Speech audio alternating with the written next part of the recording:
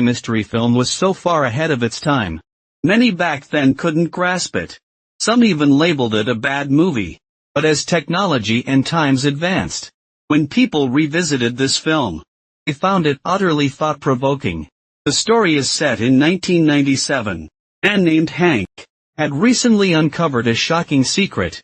Fearing it was too dangerous, he worried he might be silenced. So he wrote the secret in a letter, and gave it to a bartender he knew. He said a man named Doug would come for it soon. Make sure to pass the letter to him. Unexpectedly, this bartender was dishonest. He secretly read the letter after Hank left. After returning home, a flash of light soon crossed his eyes. As the light transmitted, he woke up in another location. The previous place was a virtual world he created, perfectly replicating 1937. All virtual beings had independent thought programs, operating according to their programming, and one could transmit consciousness into preset characters, experiencing a hyper-realistic virtual world. Then he called Doug to inform him about the letter at the virtual bar, urging him to retrieve it. But the call went unanswered, so he left a voicemail. Mid-message, after speaking, he spotted someone familiar. To his shock, this old acquaintance immediately attacked and stabbed Hank to death. Until Doug woke up the next day, he was shocked to find unexpected bloodstains in the sink and a bloody shirt. This left him deeply puzzled. However, when he learned of Hank's death, he temporarily forgot these doubts. He was Hank's partner in developing the virtual world. Their daily relationship was almost father-son-like. Hank made him the emergency contact, and even drafted a will, leaving everything to him. Officer Clarence suspected his motive, wanting more company information, but this was confidential. Doug had the right to refuse. Just then, they spotted a stranger in Hank's apartment. Doug was stunned when he saw her. She seemed strangely familiar, yet completely unknown. She claimed to be Hank's daughter from abroad, named Jenny, who flew back urgently. Doug grew more confused. As far as he knew, Hank had no romantic partners. Not dwelling on it, he rushed to the company after finding Hank's voicemail, hoping Hank's letter would reveal the killer. This virtual world program was still in testing. According to plan, the first trial wouldn't happen for months. But Doug discovered, then sent his mind into the virtual world. With help from his assistant Blondie, he prepared to enter the virtual world, but could only stay inside for 2 hours max. Otherwise, he could suffer brain death in reality.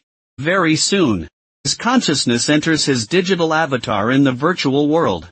Have you ever heard of the thought experiment about a brain in a vat? This theory, suppose an evil scientist separates your brain from your body, then connects your brain to a computer, feeds computer-generated sensory inputs to it. Then within your mind, you find yourself watching this video. Everything feels just like your normal life. How could you tell what is real, what is fake? This film's concept stems from such virtual worlds. Computers construct virtual realities. Special devices scan brains, thus loading consciousness into computers. This fabricated digital realm. When Doug first enters it, what he sees astonishes him. It's indistinguishable from reality. He heads straight to the old man, enters that bar. Then he notices the bartender resembles his assistant Blondie. Doug realizes the old man must have given him the letter, but the bartender secretly read it. For unknown reasons, he outright denies it, claiming he never received any letter. However, Doug learns from the bartender. The old man frequents this place to play a card game. Boys never grow up.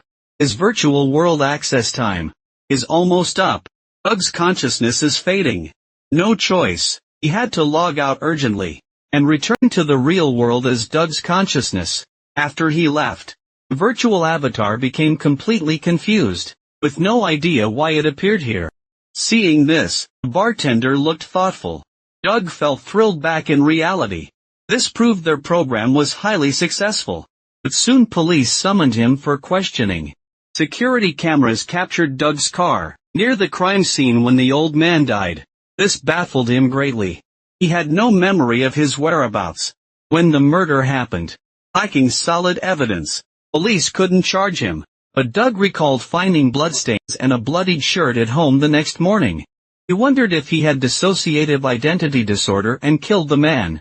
He rushed to the laboratory, preparing to enter the virtual world again, to find the letter the old man left. This time he directly located the old man's virtual avatar. When an avatar gets consciousness hijacked, its awareness pauses, but experiences remain in its subconscious memory, like leaving system traces. Doug took the old man's avatar to that bar. The server there greeted him warmly indeed, reminding him of fun memories with push carts. But upon seeing the bartender, he recalled giving him a letter for Doug. Realizing the bartender knew something, he approached the bar, only to see the bartender fleeing. Doug immediately took off after him. Unexpectedly, the bartender angrily pointed a gun at Doug. Doug had seen that letter. It stated this whole world was virtual. Initially, upon reading it, he still found it amusing, but after witnessing Doug and the carrier switching places, he followed the letter's instructions to a place he'd never normally go. Disregarding roadblocks, ignoring signs, he charged forward, until the world's end.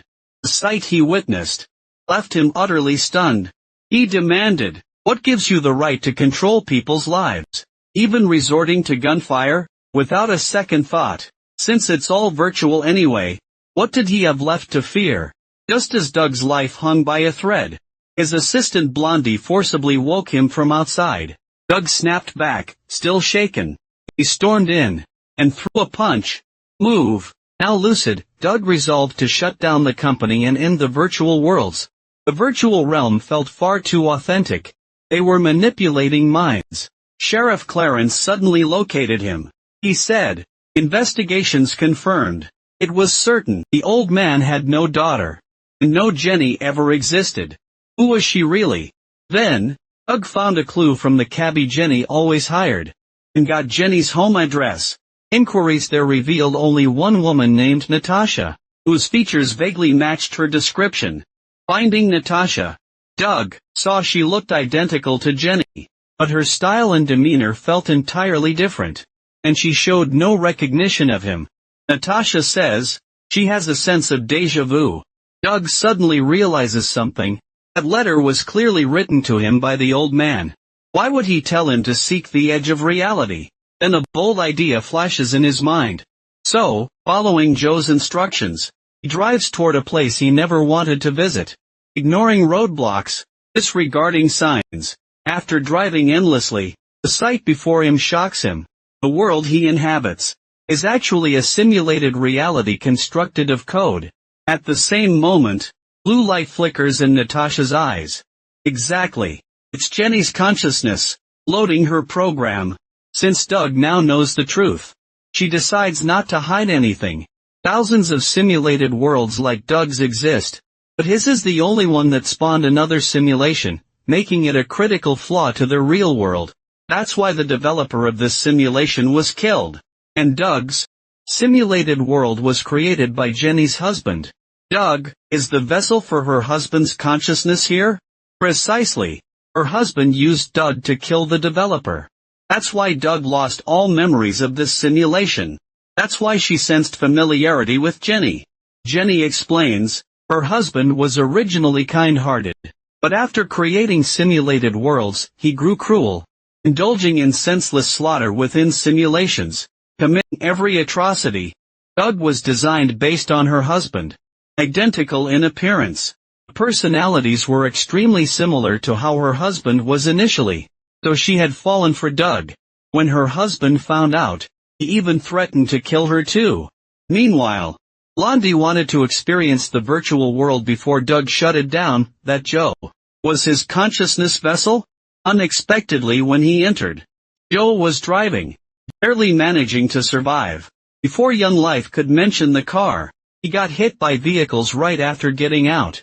In an instant, he returned to reality. But it wasn't Blondie's consciousness that came back. It was Joe's consciousness from the virtual world. His outdated behavior made him unable to operate the electronic gate. Because his virtual world was designed around 1937, his bizarre behavior quickly drew the security guard's attention.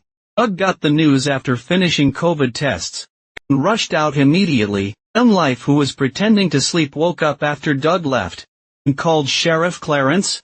When Doug went out, the guard was already unconscious on the ground. Joel was full of curiosity about this world. He thought he came from virtual world to real life.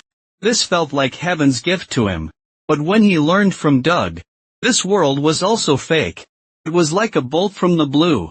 He felt despair, asking for nothing else, just wishing to see the machine that created this world. Doug said, "Your wish is granted." Doug said, "Your wish is granted." But while heading to the lab, Doug's eyes flashed with realization. Only your husband's consciousness was loaded in. Joe stared at these computers. It was like seeing his own mother. He was created by this world. But then Doug shot him dead. He should have found Jenny next. Jenny thought Doug had returned, and asked for a swab test, but she quickly sensed something wrong, and ran away eventually. However, the moment the husband aimed his gun, he was shot through first. A heart by Clarence's arrival. Turns out Jenny told him the whole truth over the phone. After explaining everything, Clarence made just one demand. He hoped the real world would not disturb their world again, anymore. Jenny agreed. Suddenly Doug's eyes flickered. Exactly like Joe earlier. The one who died was Jenny's husband's consciousness. While Doug's consciousness crossed over into Jenny's real world. The year 2024. Doug quickly realized what had happened. He entered the hall, just as Jenny returned from the virtual world. Seeing her husband, she nervously asked, "Jarvis, 8 p.m. tonight." Soon he broke into a broad smile, showing no surprise at all. Clearly everything went as planned. His ultimate goal was to replace her husband. Doug saw the real-world landscape, towering skyscrapers outside, seagulls circling above, an elderly man strolling by the sea. Upon closer look, he resembled the old man from the virtual world perfectly. He was Jenny's father in reality. Doug's 1997 version of the old man was modeled after her actual father. Seeing this, who can be sure Jenny's world is real, or that our own world is real? Is this what the edge of the universe looks like? Reality and illusion intertwined. None of that matters. What matters is to